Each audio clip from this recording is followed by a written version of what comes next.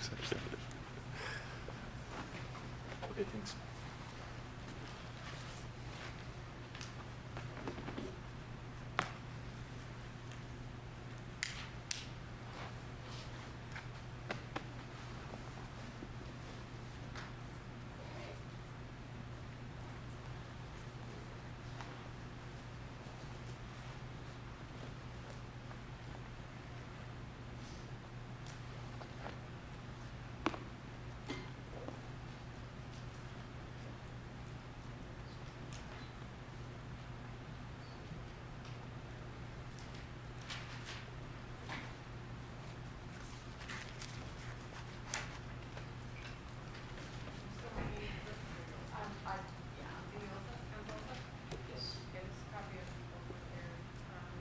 Audio video recording proceedings.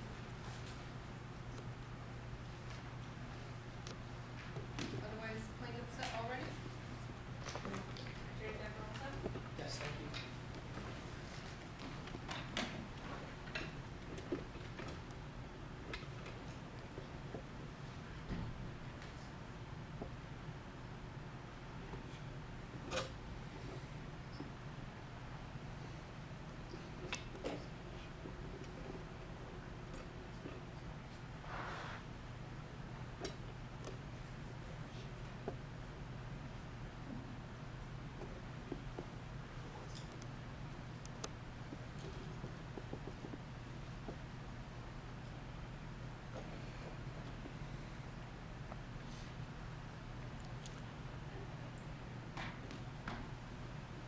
All right, on the court. On the judge, so presiding. Good morning. Thank you. Please proceed. Good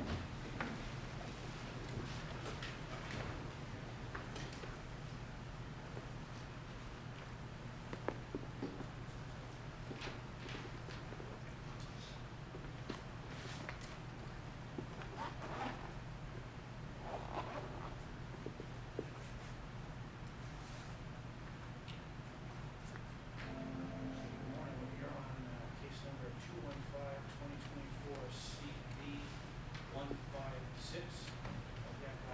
Applebaum, am I pronouncing that correctly, sir? Yep. Versus Town of Grafton. Can parties please identify themselves, starting with the plan?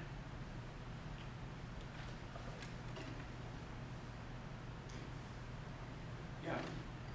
Yeah, presenting myself. That's you, sir?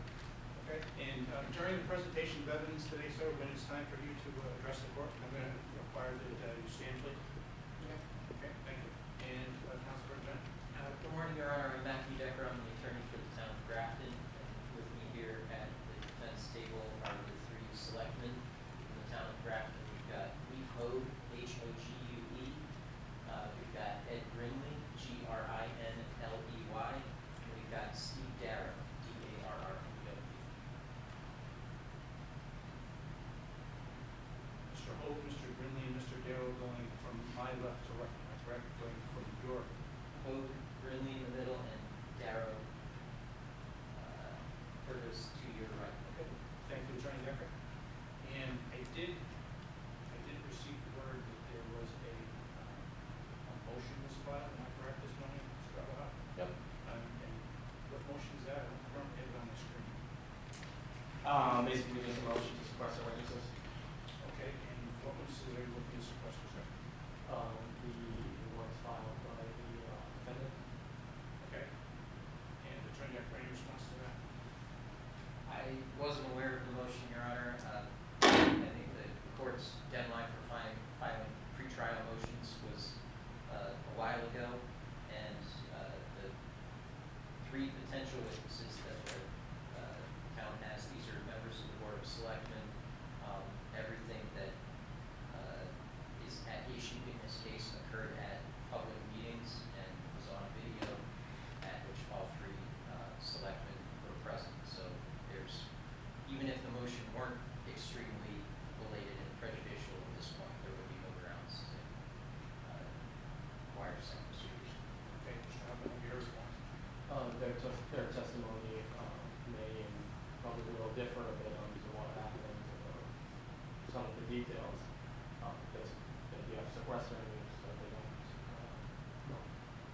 studying from each other what to say. Okay, and specifically who are you looking to support? The board. Okay, the board would be considered a party under the Are circumstances? they, well, are they considered a party under the court rules, if they're, listed as a party? If they are gonna fall under the, party, then sure.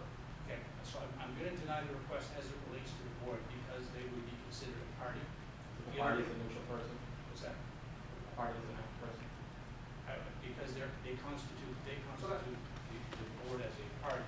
I'm also going to state for the record that the fact that they happen to be in the courtroom at the same time is something that you can point out relative to any inconsistencies or consistencies relative to their testimony. The other thing I'll point out is that this is a bench trial, it's not a jury trial.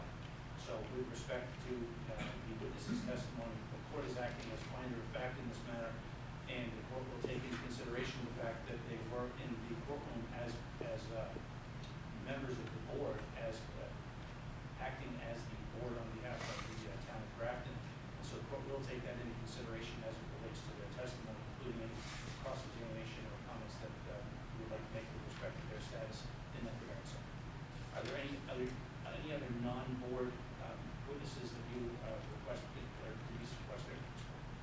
That was all that was on. Okay, understood. And I heard, so there's two motions that were filed, am I correct? No. Just that one? Yeah. Okay. All right, and my understanding is that there have been documents that have voted in the case lines, am I correct? That's correct. Okay. I don't have that currently on my screen. I won't look at the evidence at that time. I'm currently logging on to the case lines application right now.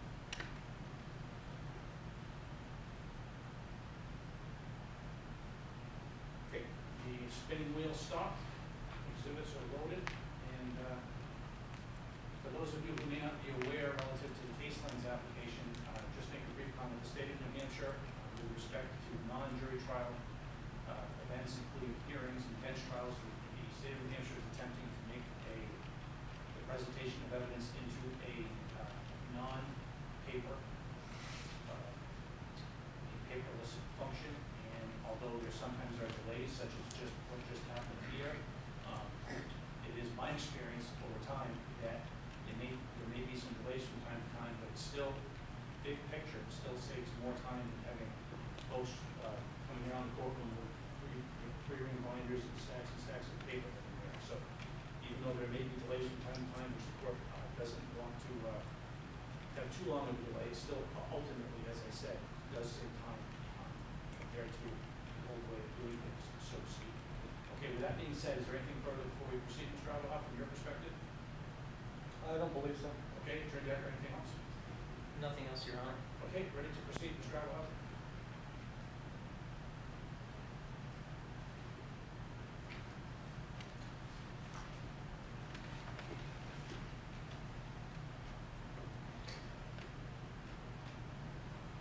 In this case, there's not really a question whether the town is in violation or the facts that,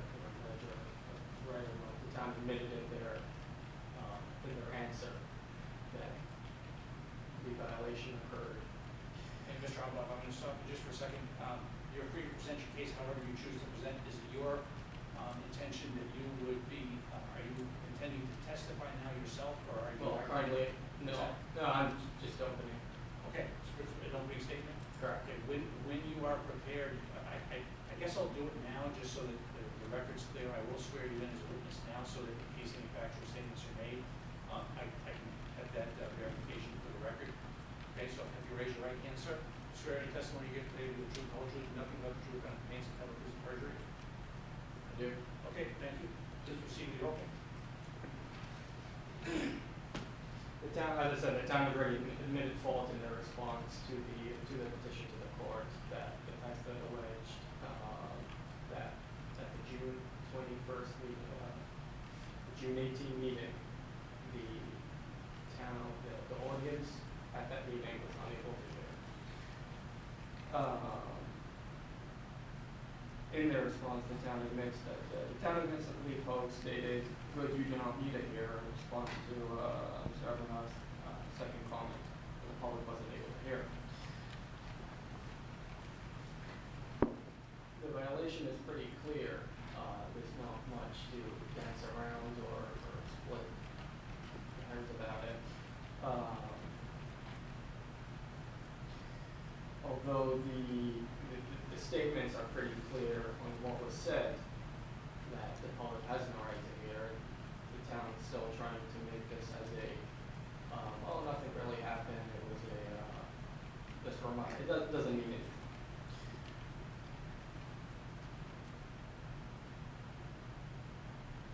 Several attempts during that meeting were made to correct the issue and have the meeting audible to the public. I made several remarks throughout the meeting that the public wasn't able to hear. Note that, as the first time I said, it's almost impossible to hear at the very beginning of the meeting. These statements are all on video, as you can see later.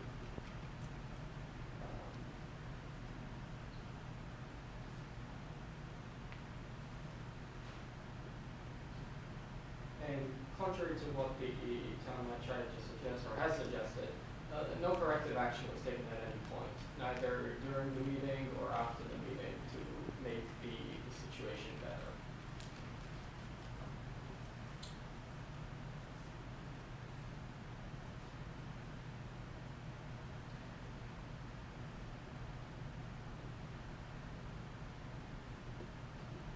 This could have been a discussion on many broader violations that the town engages on a regular basis, but when it comes to such a statement as the public has no right to hear, or really you don't need to hear at a meeting, that really strikes up to the core of what right to know is, which is to, as it says, openness and conduct in public business is essential to a democratic society. The public meetings ought to be open and audible to the public, and you think that goes against that, it's just a clear out violation, and serves no other purpose other to deny the public from hearing and engaging within the town business. I'd like to call Leaf as a witness.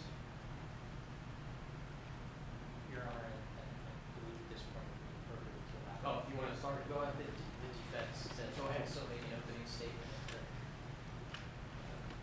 plaintiffs done with theirs. Sure. Thank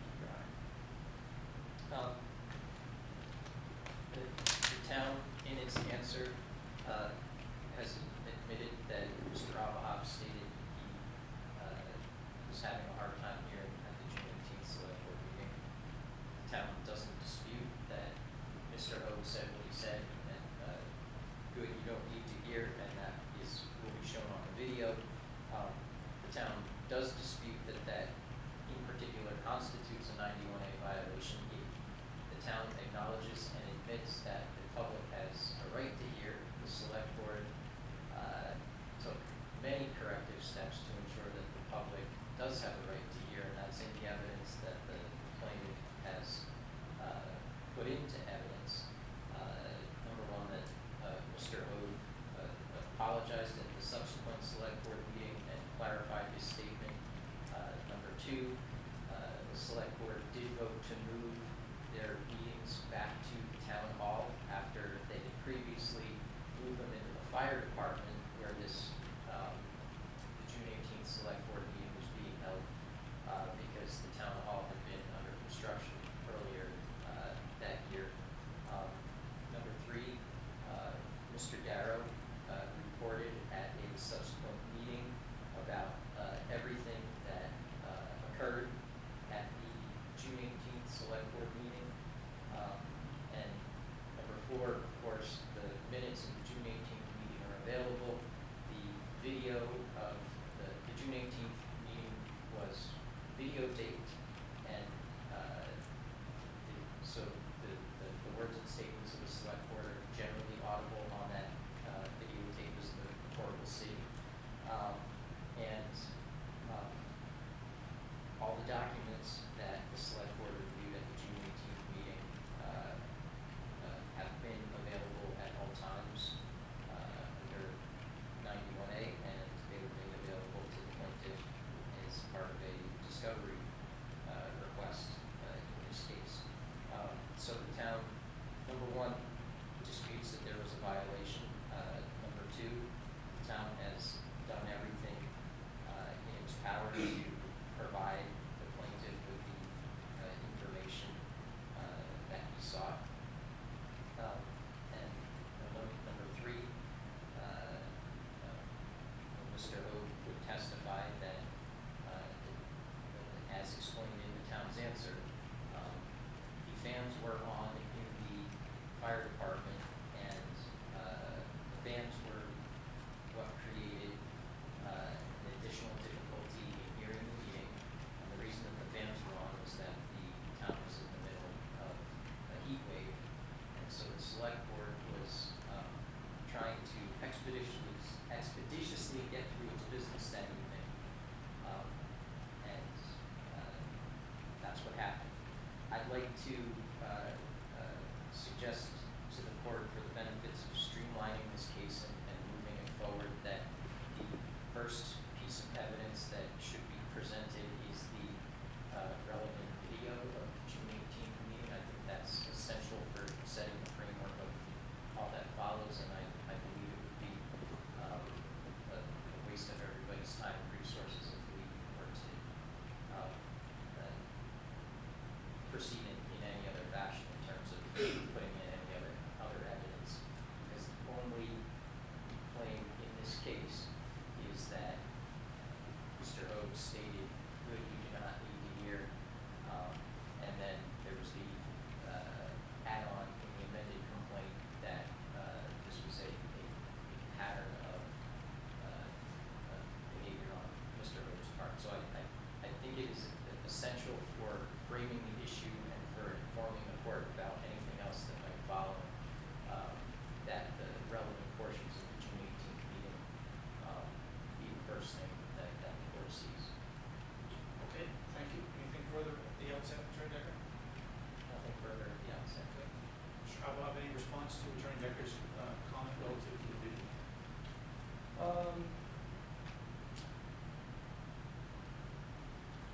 Yeah, not an issue with that. In other words, as the person bringing the suit, you have the right to, he's making a suggestion and a request to the court, but you're the one who has brought the suit, and it's your Well- right to go, your right to go forward as you proceed. Yeah, I'd like to start formally to testify, and within that I will then introduce the opinion. Okay, during his testimony. Correct. Okay. So the request by Attorney Decker is noted, and I will allow the plaintiff to proceed in the fashion that he chooses to do so. Okay. Okay?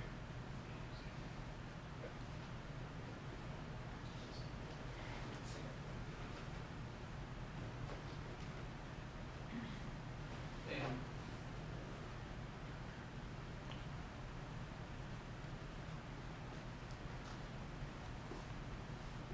Before you proceed, if you remain standing just a second, please. Mr.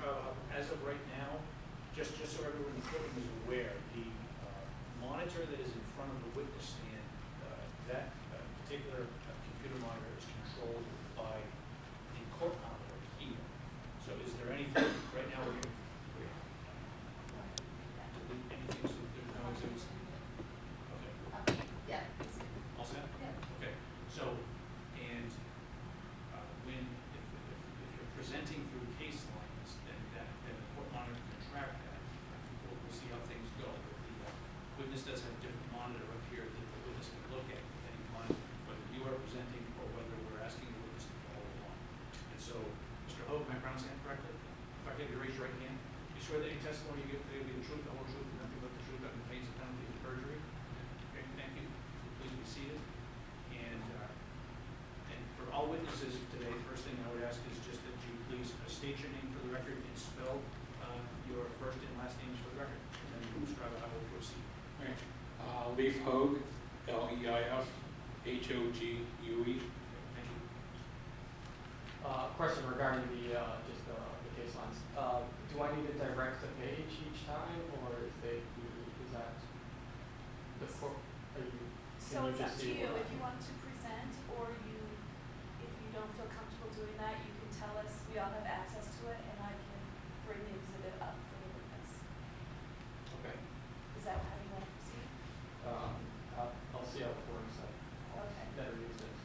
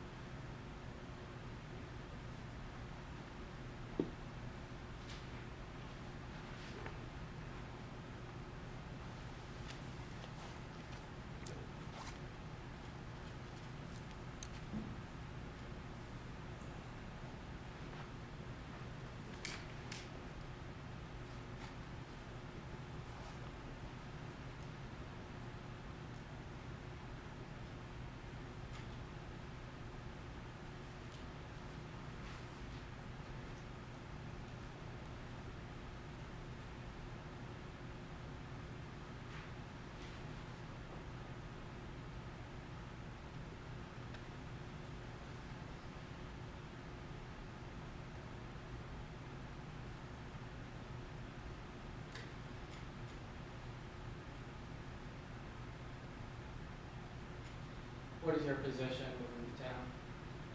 I'm the select board chair. For how long have you been the selectman? 3 years. During that time, have you taken training regarding 911? Yes. When was that?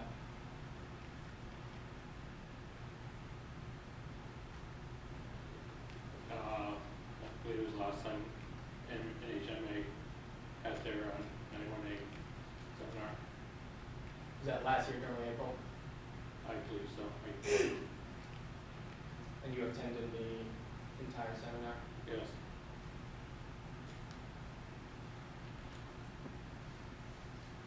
Do you remember how long it was?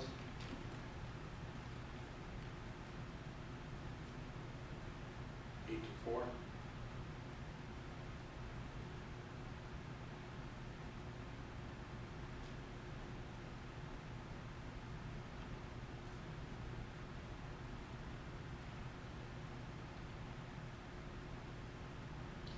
So you were the chair on the June 18 meeting, is that correct? Yes. And you were in charge on conducting the meeting? Yes.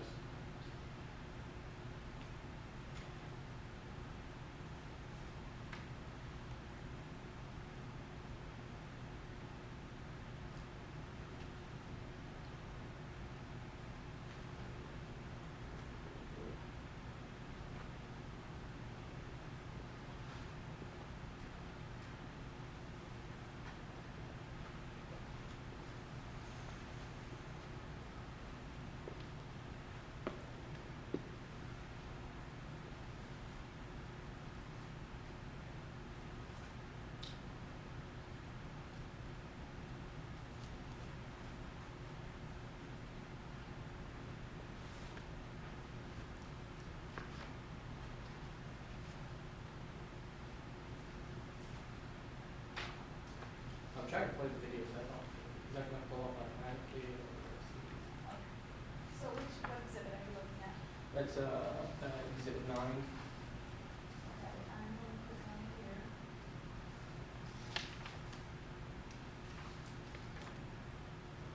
Do you see that on your screen? Would you like me to hit play? Can we see it on? It's not connected to that.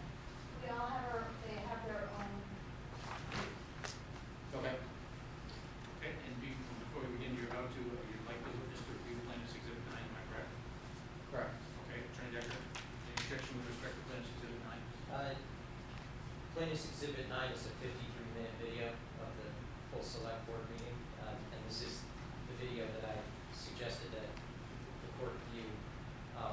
I've highlighted a few timestamps where I think about minute-long clips of the video would be relevant to Mr. Alcohoff's claim. So perhaps Mr. Alcohoff would like to specify the timestamps of the short relevant sections of the video. Okay, I- as far as and understanding the issue relative to presentation of evidence and the manner by which it's presented, is there any objection relative to authenticity or foundation relative to the general admissibility? No, Your Honor, I stipulated with the court monitor that all of the minutes and select board videos are admitted as full exhibits. I will have objections to, on the grounds of relevance, perhaps.